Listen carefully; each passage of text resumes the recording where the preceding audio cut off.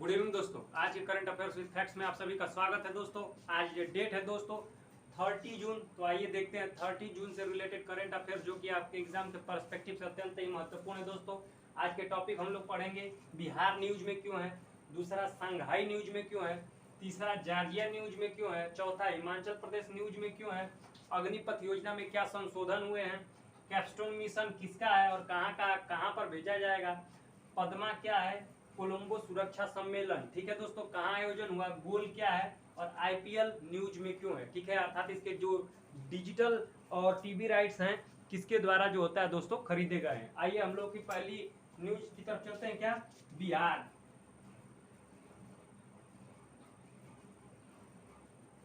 Bihar Bihar news में इसलिए है क्योंकि यह जाति आधारित, ठीक है, जनगणना करवा रहा है, याद रखिएगा।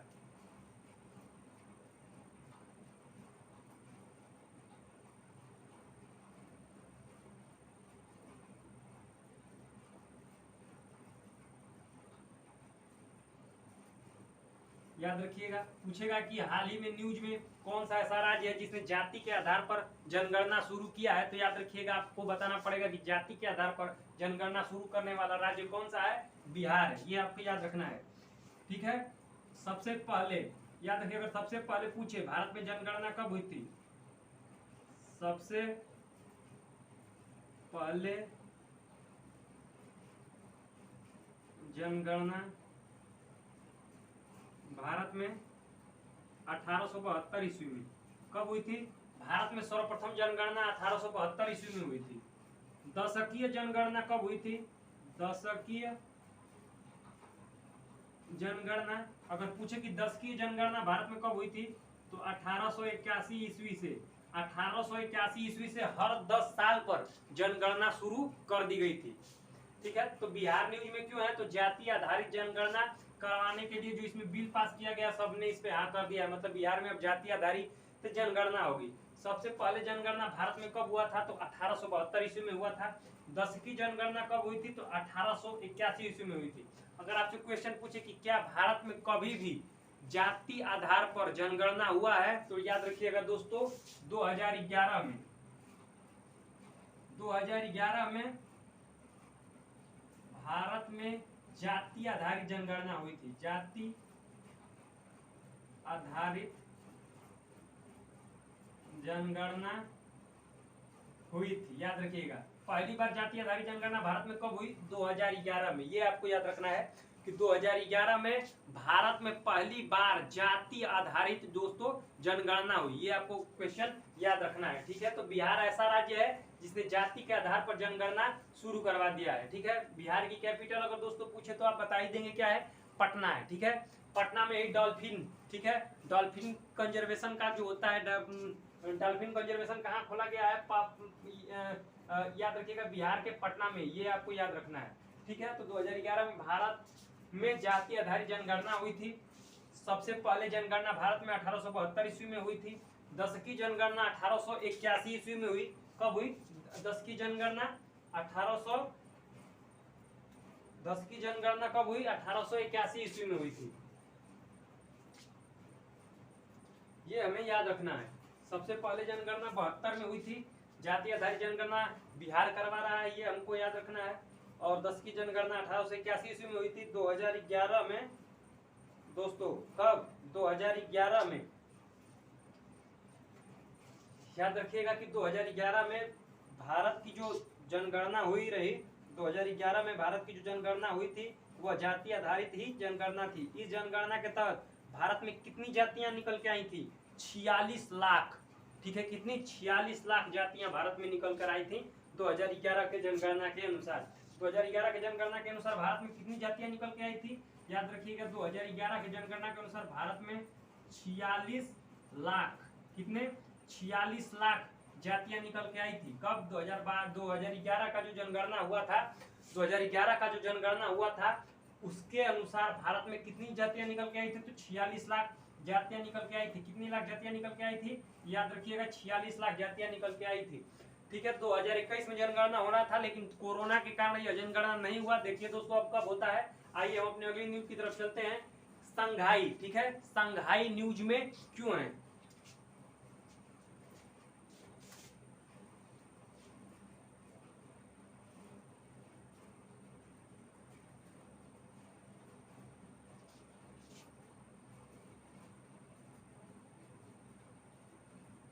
संघाई। संघाई न्यूज में क्यों है तो याद रखिएगा, यह दुनिया की सबसे महंगी सिटी हुई है। ठीक है, दुनिया की सबसे महंगी सिटी कौन सी है? दुनिया की सबसे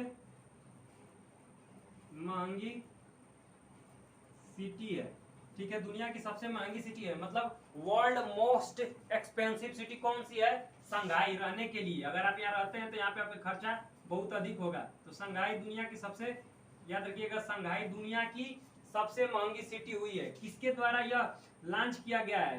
मतलब मोस्ट एक्सपेंसिव सिटी का जो डाटा होता है, सबसे महंगी सिटी का जो ये डाटा होता है, कौन रिलीज करता है? तो जूलियस बेयर ग्रुप। किसके द्वारा? जूलियस बेयर ग्रुप द्वारा यह डेटा रिलीज किया जाता है। क्या? मोस्ट एक्सपेंसिव सिटी का डाटा कौन रिलीज करता है? तो जूलियस बेयर ग्रुप रिलीज करता है। उसके अनुसार टॉप पर कौन है? संघाई है।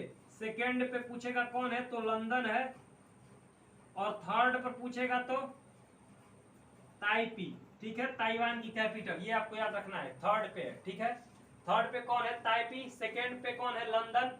दुनिया की सबसे महंगी सिटी, अर्थात पहला रैंक किसने हासिल किया? संघाई ने। यह सबसे महंगी सिटी का जो इंडेक्स जारी करता है वो जूलियस बेयर ग्रुप द्वारा जारी किया जाता है। और याद रखिएगा दोस्तों, संघाई अपना जो बॉर्डर होता है वह ईस्ट चाइना सी, ईस्ट चाइना सी के साथ शेयर करता है। ये आपको याद रखना है। संघाई कहाँ है ये आपको बताने की जरूरत नहीं है दोस्तों। संघाई चाइना का एक सिटी है, याद रखिएगा। चाइना कैपिटल क्या है? बीजिंग। चाइना में टकला मकान का मरुस्थल है। ये मैं बार बार बोलता हूं दोस्तों, क्योंकि क्वेश्चन बार बार इससे पूछे जाते हैं। ठीक है, तो आइए हम अपने अगली न्यूज की तरफ चलते हैं। क्या? जॉर्जिया। ठीक है, देखते हैं दोस्तों क्यों कि जॉर्जिया न्यूज में इस समय क्यों है। ठीक है दोस्तों, संघाई से याद रखिएगा, संघाई दुनिया की सबसे महंगी सिटी हुई है। जूलियस बेयर ग्रुप द्वारा सबसे महंगी सिटी का इंडेक्स जारी किया जाता है। सेकेंड रैंक किसने हासिल किया है? लंदन ने। थर्ड रैंक हासिल किया है ताइपी ने। संघाई जो है दोस्तों अपना बॉर्डर, जो संघाई सिटी है, अपना बॉर्डर ईस्ट चाइना सी से शेयर करता है। ठीक है दोस्तों, तो आइए हम अपने अगली न्यूज की तरफ चलते हैं। क्या? जॉर्जिया। ठीक है, देखते हैं कि जॉर्जिया न्यूज में क्यों है।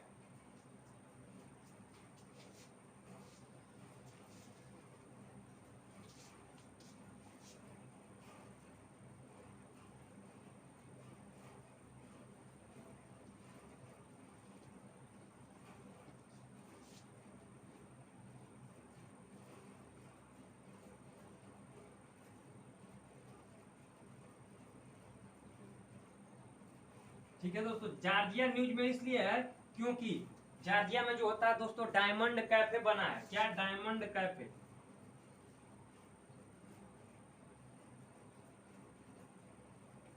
जॉर्जिया में डायमंड कैफे बना है, परंतु यह इंपॉर्टेंट यह इसलिए है क्योंकि यह दो ग्लास, ठीक है, ग्लास ब्रिज के बीच में बना हुआ है। ठीक है, मान लीजिए कि एक ग्लास ब्रिज ऐसे ऐसे आके जुड़ रहे हैं, तो इन दोनों के बीच में यहाँ पर जो होता है यह डायमंड के आकार का दोस्तों कैफे बना हुआ है। क्या? डायमंड कैफे बना हुआ है जॉर्जिया में। ये आपको याद रखना है, ग्लास ब्रिजों के बीच में बना है। कितने मीटर के हाइट पर है यह ग्लास ब्रिज? 200 मीटर के। ये आपको याद रखना है। ग्लास ब्रिज कितने मीटर की हाइट पर है? 200 मीटर की हाइट पर है। तो डायमंड कैफे कहाँ खुला है? जॉर्जिया में खुला है। अगर जॉर्जिया की कैपिटल पूछे तो तिबिलिसी,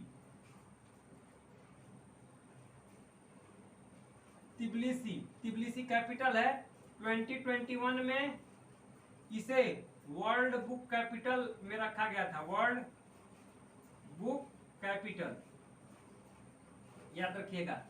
ठीक है, 2022 का किसे मिला है? मैक्सिको के ग्वाडलजारा एक सिटी है उसको मिला है। 2022 का मैक्सिको का ग्वाडलजारा एक सिटी है उसे मिला है। 2021 का तिबिलिसी को वर्ल्ड बुक कैपिटल घोषित किया गया था। और याद रखिएगा कि डायमंड कैफे कहाँ खुला है दोस्तों? जॉर्जिया में खुला है। कहाँ खुला है? दो ग्लास ब्रिजों के बीच में। जो दो ग्लास ब्रिज है वो 200 मीटर की हाइट पर है। चलिए हम अपने अगली न्यूज की तरफ चलते हैं। क्या है दोस्तों? हिमाचल प्रदेश। देखते हैं दोस्तों कि हिमाचल प्रदेश न्यूज में क्यों है।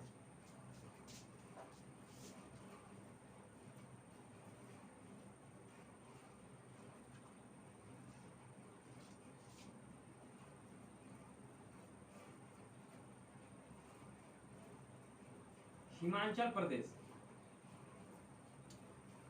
ठीक है, हिमाचल प्रदेश न्यूज में इसलिए है क्योंकि हिमाचल प्रदेश में विश्व की सबसे ऊंचाई पर स्थित पोस्ट ऑफिस खोला गया है। ठीक है,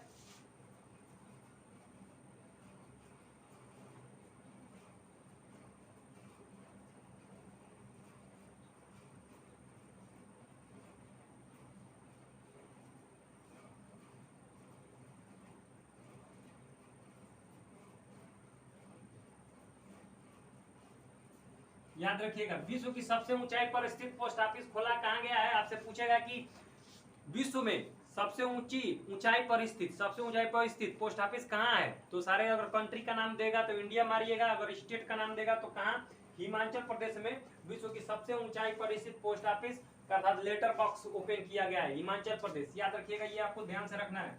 हिमाचल प्रदेश की कैपिटल अगर पूछ ले तो शिमला बता देना है दोस्तों, शिमला। शिमला में ही आलू अनुसंधान केंद्र है, आलू अनुसंधान केंद्र। आलू अनुसंधान केंद्र कहाँ है, तो याद रखिएगा आलू अनुसंधान केंद्र शिमला में है। हिमाचल प्रदेश की जगह दोस्तों एक धर्मशाला है, धर्मशाला। और यहीं पर क्या तिब्बत के धर्मगुरु दलाई लामा रहते हैं,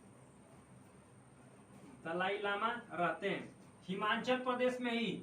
ठीक है, सचिवों की बैठक हुई है 2022 की। सचिवों की बैठक कहाँ हुई है, सचिवों की बैठक कहाँ हुई है 2022 की, सचिवों की बैठक 2022 की सचिवों की बैठक याद रखिएगा कि हिमाचल प्रदेश में ही हुई है। ठीक है, अगर दोस्तों अगर हिमाचल प्रदेश से और क्वेश्चन पूछेगा तो आपसे ये पूछ सकता है कि हिमाचल प्रदेश में कौन सा नेशनल पार्क है। ठीक है, या फिर ऐसे भी पूछ सकता है कि हिमाचल प्रदेश जो होता है कि वह किस साइड में पड़ता है, तो ये याद रखिएगा दोस्तों, ऊपरी साइड में पड़ता है, नॉर्थ साइड में पड़ता है, याद रखिएगा मैप में। ठीक है दोस्तों, ये आपको याद रहेगा। हिमाचल प्रदेश की कैपिटल क्या है, शिमला है। शिमला में क्या है, आलू अनुसंधान केंद्र है। विश्व की सबसे ऊंचाई पर स्थित पोस्ट ऑफिस खोला गया है कहाँ, हिमाचल प्रदेश में। धर्मशाला में दलाई लामा रहते हैं। सचिवों की बैठक अभी अभी कहाँ हुई है, हिमाचल प्रदेश में ही हुई है, ये भी आपको ध्यान रखना है। ठीक है दोस्तों, आइए हम अपने अगली न्यूज की तरफ चलते हैं कि अग्निपथ योजना क्या है और उसमें क्या संशोधन किए गए हैं। ठीक है,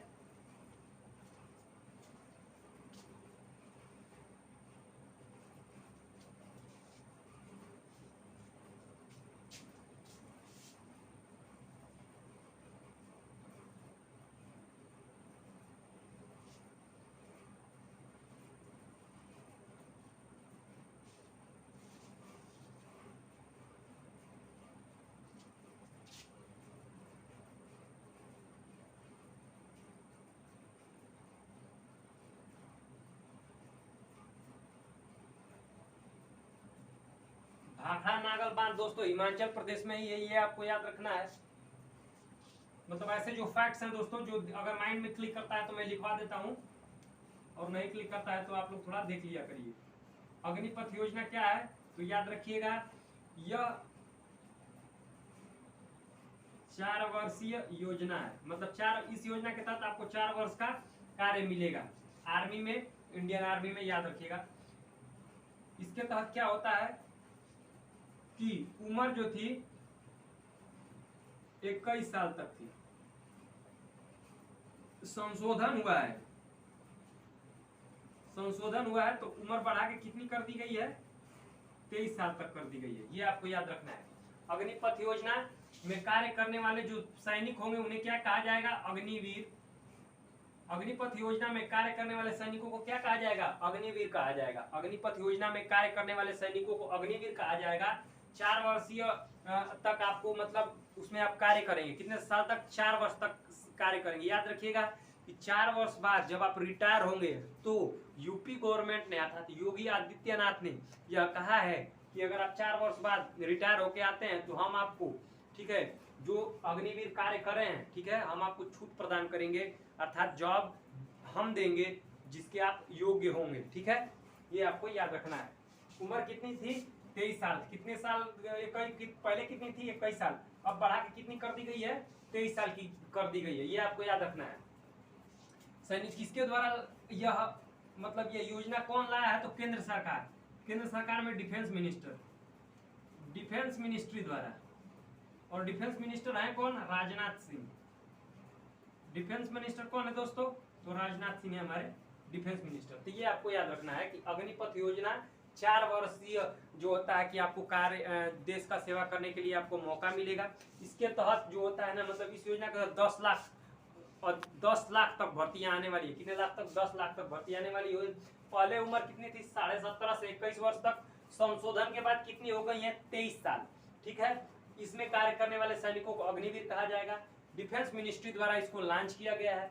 याद रखिएगा, इस योजना में जो 4 साल बाद रिटायर होकर आएंगे उसको यूपी गवर्नमेंट जॉब प्रोवाइड करेगी। क्या? जॉब प्रोवाइड करेगी, ये आपको याद रखना है। ठीक है। आइए देखते हैं कि कैपस्टोन मिशन, ठीक है, कहां पर जाएगा, किसका मिशन है, देखते हैं दोस्तों। कैपस्टोन मिशन,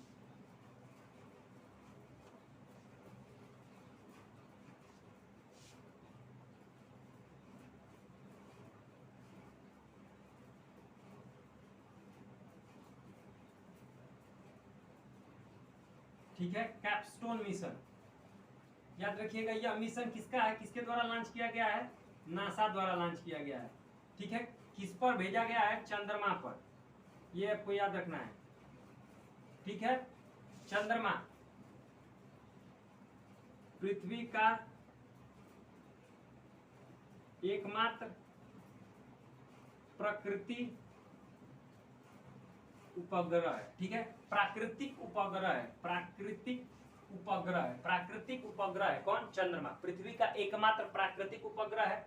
नासा याद रखिएगा, किसके द्वारा कैपस्टोन मिशन लॉन्च किया गया है? नासा द्वारा। ठीक है। चंद्रमा पर कितने महीनों में पहुंच जाएगा? तो 4 मंथ में पहुंच जाएगा। 4 मंथ में पहुंच जाएगा। कितने महीनों में पहुंच जाएगा? 4 मंथ में पहुंच जाएगा। नासा की अगर फुल फॉर्म पूछे तो याद रखिएगा, नेशनल एरोनॉटिक्स, ठीक है, क्या? National aeronautics space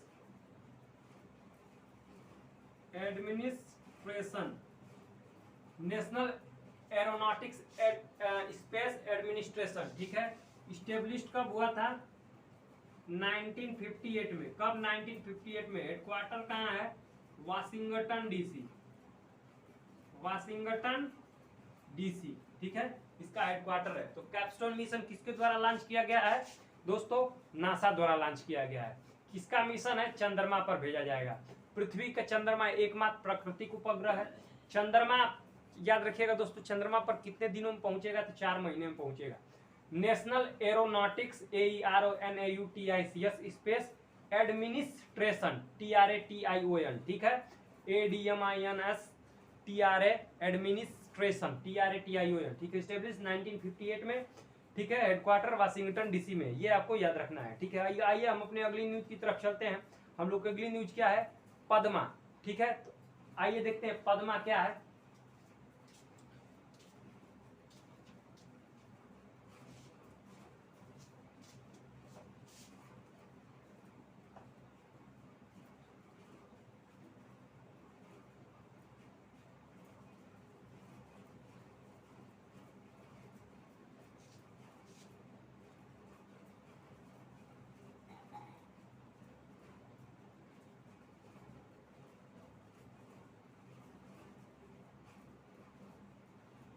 full form पूछेगा तो याद रखिएगा, पेरोल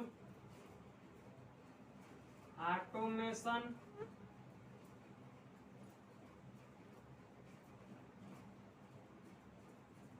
मॉड्यूल फॉर, ठीक है, डिसबर्स,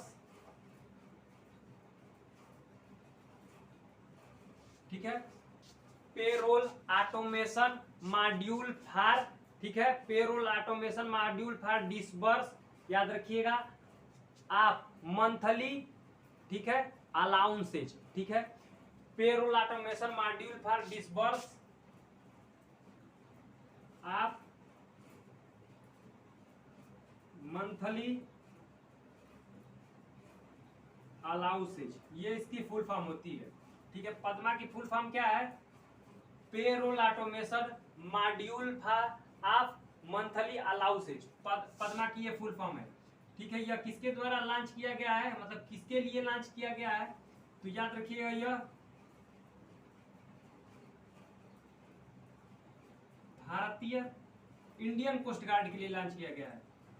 भारतीय तटरक्षा वाले जो तट की रक्षा करते हैं इंडियन कोस्ट गार्ड के लिए, इंडियन कोस्ट गार्ड के लिए लॉन्च किया गया। अगर आपसे पूछे कि जो पद्मा है दोस्तों, अगर आपसे पूछ ले कि पद्मा क्या है, तो याद रखिएगा कि केंद्रीय वेतन प्रणाली है। ठीक है, क्या है यह? केंद्रीय वेतन प्रणाली है। इसके तहत भारतीय तट रक्षक जो हैं उनको क्या किया जाएगा? वेतन दिया जाएगा। पद्मा के तहत क्या दिया जाएगा? वेतन दिया जाएगा। इंडियन कोस्ट गार्ड, ठीक है, को पद्मा के थ्रू वेतन दिया जाएगा। तो payroll automation module for disburse of monthly allowances, ये इसकी फुल फॉर्म है पद्मा की। इंडियन कोस्ट गार्ड द्वारा जो होता है दोस्तों, इसको इंडियन कोस्ट गार्ड का वेतन निर्धारण के लिए इसको लॉन्च किया गया है। ये भी आपको ध्यान रखना है। आइए हम अपने अगली न्यूज की तरफ चलते हैं। कोलंबो सुरक्षा सम्मेलन, ठीक है, का आयोजन कहाँ किया गया है?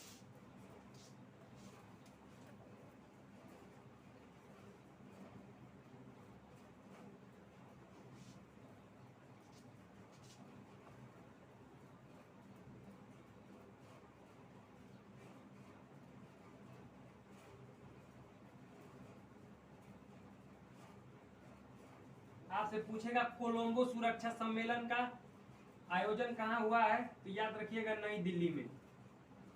कोलंबो नाम से दोस्तों इसलिए यह क्वेश्चन आने के चांस है क्योंकि कोलंबो दिया है, तो लोग कहाँ मारेंगे? कोलंबो को टिक मारेंगे। परंतु याद रखिएगा कि कोलंबो सुरक्षा सम्मेलन का आयोजन कहाँ किया गया है? नई दिल्ली में आयोजन किया गया है। पर्पज क्या है? पर्पज है दोस्तों आतंकवादी गतिविधियों पर रोक लगाना।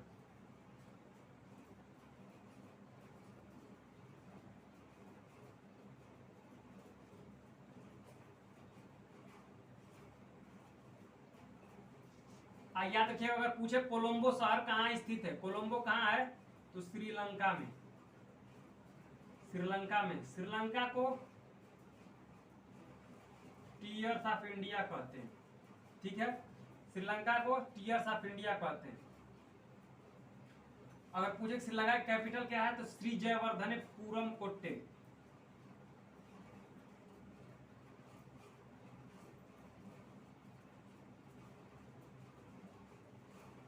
कैपिटल है श्री जयवर्धनेपुरम कोट्टे। श्रीलंका में हम्बनटोटा बंदरगाह है। श्रीलंका में ही हम्बनटोटा बंदरगाह है जिस पर चाइना ने कब्जा कर लिया है। ये भी आपको याद रखना है। ठीक है, श्रीलंका में अभी अभी इकोनॉमिक क्राइसिस हुई थी। इकोनॉमिक क्राइसिस, जिससे क्या किया गया था, वहां के लोगों ने वहां का संसद तक को जला दिया था। ठीक है, लोग मारपीट पे उतर आए थे। तो कोलंबो सुरक्षा सम्मेलन कहाँ हुआ है? नई दिल्ली में हुआ है।